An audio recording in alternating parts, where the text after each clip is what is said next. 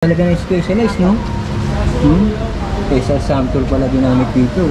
Branded pa rin. 20,500, 10,500 na lang. Ito tsura ni Mongoose. Altos din ginamit dito. All type.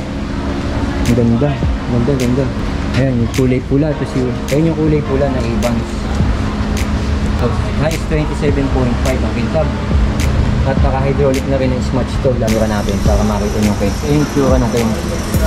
Ayan ang tsura ng kayo. Nakikita nyo pula-pula. RD. Okay.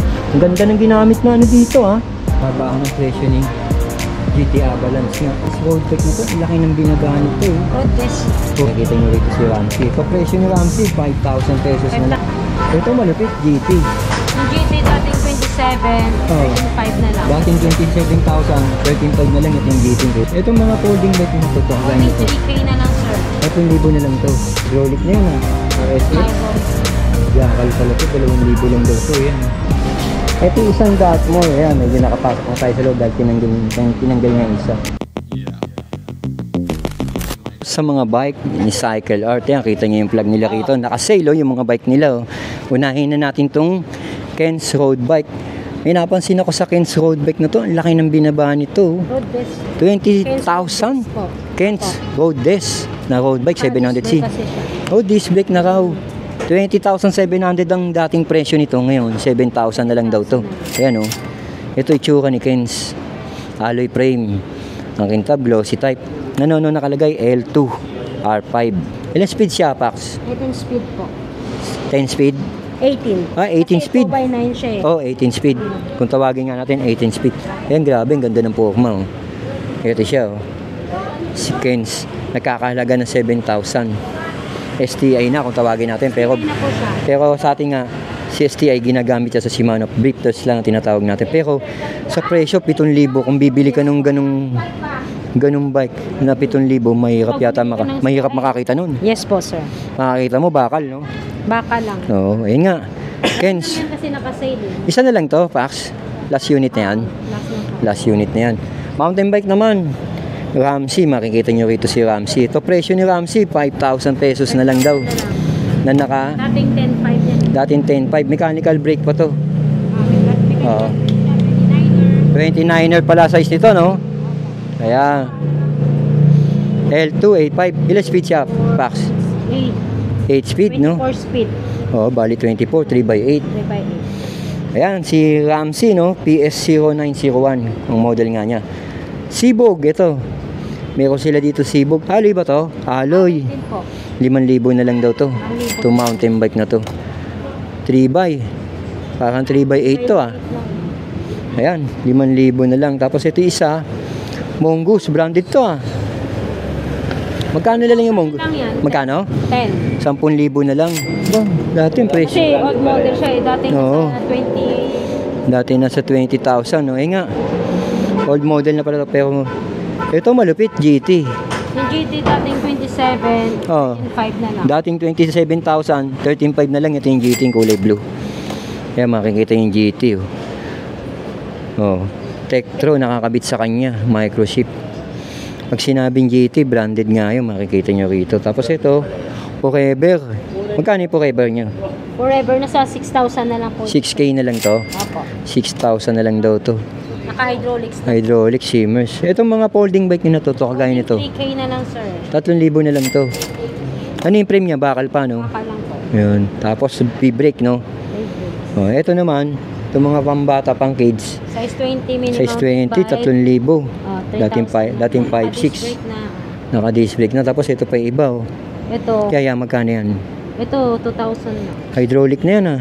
RSX. Hydraulics na siya. Jackal pala to. 2,000 lang daw to. Yan, oh. Sakto to sa mga inaanak nyo. Ito, 1,000 na lang.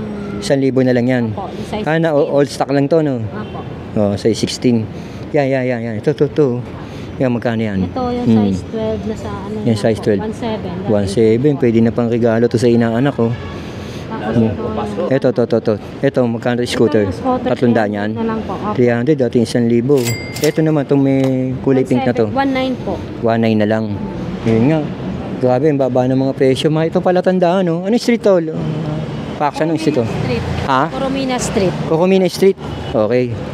Coromina Street. Yung Soler Street na yun, yung dulo dun. Tapos yun nga, likod ng Andox. Dito tayo sa loob. Ayan, makikita nyo si Dayan. Dayan, pasok ako. Tingnan ko yung mga bike nyo, ha. May mga bike sila dito. Mountain bike. Specialized. Oh.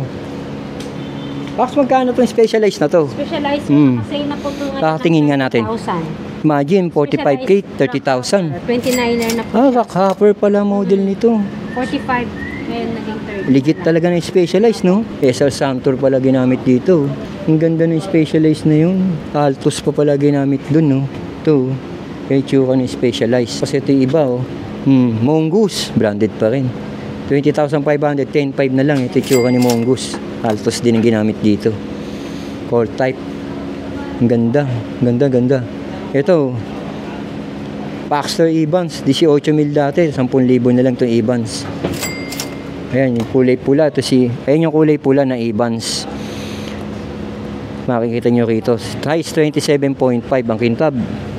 At naka-hydraulic na rin na Smatch to. Lagi niyang ginagamit si Smatch. May lockout na rin yung port. Oh, may lockout na rin yung port. At saka disc brake siya. Ito pa isa nila naka-sale. Grabe, no? Lalaki ng binaba. 29,500, 16,500 na lang. Ano pangalan nito? Trinks. Trinks Extreme pala to eh. X7. X7. 29. Ito yung sinasabi ko sa inyo, 5 years warranty itong frame na to. Ang ganda ng ginamit na ano dito, tinito ko. Apa. Remote lockout na rin, oh. Tapos ang rotor niya nasa 180. RSX ang kanyang hydraulic brake. L2 naman, AX ang kanyang shifter. Ito yung Kens. 8,000 tong Kens na to, itong kulay pula. Alloy na rin yung frame. Dito natin focus na yung camera natin para makita nyo yung Kens. Ayan yung itsura ng Kens. Ayan ang itsura ni Kens, makikita nyo pulang-pula. GT 20,500, 41K dati itong GT, oh. GT Avalanche, yan dati presyo ni GT Avalanche, yung kasagsagan ng COVID. 27.5 pala size nito ngayon. 20,500 na lang to si GT Avalanche. Grabe, kalahati, 50% ang binaba ni GT Avalanche. SR Samtor, Tapos ito isa, 19,000 na lang, 38K dati, si Kens Veloci 1x10, ayan, na naka Shimano MT200 pambansang hydraulic. Joke ang kanyang shifter, si Kens. Dartmoor, kung naghahanap ka ng Dartmoor, ito, dalawa na andito. Dating presyo 75K, ngayon 37,500. Ito si Dartmoor. Fusion ang kanyang tinidor. Air suspension port. Ang ganda ng Dartmoor na to. Solid to. Dartmoor Sparrow. Grabe, ang ganda naman. Pangakyat buko na. WTB pa yung gulong, Ang lupit nito. Napailalim, di natin masyado makita. Tapos ito isa, Ang ganda ng ginamit natin ni Doc dito. Kay Dartmoor Primal, size 29. Ang ganda ng ginamit. Boomburst 2. Natin ni Doc. Puro tayo. 140,000. 84K na lang tong Dartmoor. 140,000. 84,000 na lang si Dartmoor. Size 29 pala to. Ang ganda naman nun. Ayan mga idol, pasalamat tayo kay Pax, pinalabas natin para makita natin ang buong yung bisikleta. Gulat din ako sa presyo nito. Lagi ako nagbablog sa Quiapo, halos sa every week nasa Quiapo tayo. Ito talaga yung dating ang presyo, 140,000 naging 84,000. Imagine, bumaba na siya ng gusto, talagang bumababa na bentahan ng mga bisikleta ngayon. Ito yung tsura ni Dartmoor. Kita naman natin, puro legit na yung mga nakalagay sa kanya. Yan nga, Shimano MT200. Tapos sa kanyang shifter is 11 speed, Joke. Tama ba tayo? Joke nga, pati crankset, joke. Ito, joke rin yung kanyang RD, joke. Ang ganda ng ginamit na dito, na cassette sprocket. Ma'am Dayan, anong sprocket ba ginamit? Pax, anong ginamit na sprocket dito? Stock din ito? Stock din ni Dartmoor to, itong sprocket na to? Set kasi yan dito. Stock niya lahat yan, Wala naman kayong in-upgrade yan, Puro. Shimano siguro ito na. Shimano. Jore. Pero stock talaga ni Dartmoor yan. Stock talaga. Bike siya dumating. Buo na siya. Tingnan natin dito sa kabila. Dito tayo. Ayun nga, size 29. Reach nga 445mm. Medium size pa pala to. Enduro trail to. Tong bike na to. Pang enduro trail. 84K na lang daw ang halaga nito. Si Dartmoor. Yan, Shimano na rin ang ginamit. 180 rotor. Malupit na rin yung ginamit na sprocket dito. Shimano raw to. 1, 2, 3, 4, 5, 6, 7, 8, 9, 10. 1, 2, 3, 4, 5, 6, 7, 8, 9, 10. 11 speed nga. Magaya nga nakalagay doon sa shifter. Ayan o. 11 speed.